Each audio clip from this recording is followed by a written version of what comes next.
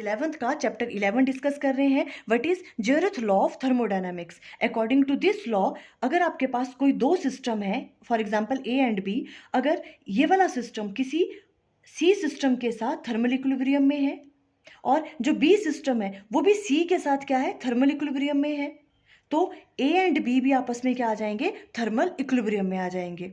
किस तरह से राइट डाउन करेंगे, according to this law when the system A and B separately in thermal equilibrium with a third system C, then the system A and B are in thermal equilibrium with each other. देखो किस तरह से experiment किया गया।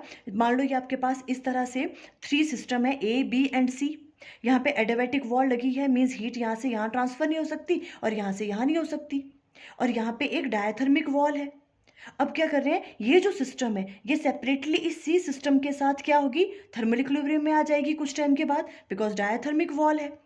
Diathermic wall क्या होती है, heat यहाँ से यहाँ भी ट्रांसफर हो सकती है और यहाँ से यहाँ भी, तो कुछ टाइम के बाद ये दोनों सिस्टम क्या आ जाएंगे, थर्मल इक्विलिब्रियम में। और ये जो बी सिस्टम है ये भी सी के साथ क्या होगा, थर्मल इक्विलिब्रियम में होगा।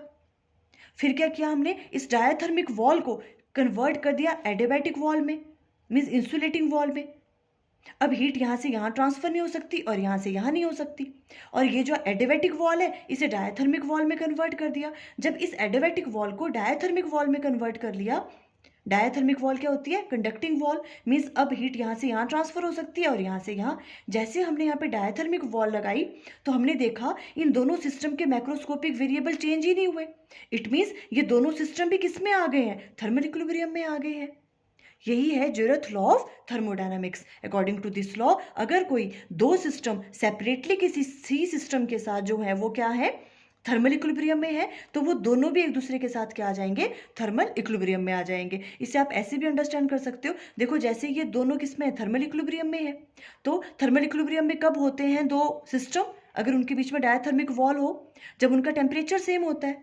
अब ये दोनों थर्मल इक्विलिब्रियम में है तो टीसी किसके बराबर होगा, टीए के बराबर, इसका टेम्परेचर इसके बराबर होगा, और ये दोनों भी थर्मल इक्विलिब्रियम में है, इट मीन्स टीसी किसके बराबर होगा, टीबी के बराबर है।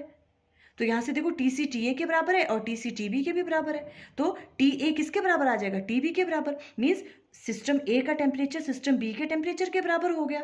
इट मीन्स ये दोनों भी किस में आ गए हैं, अब थर्मल इक्विलिब्रियम में आ गए हैं।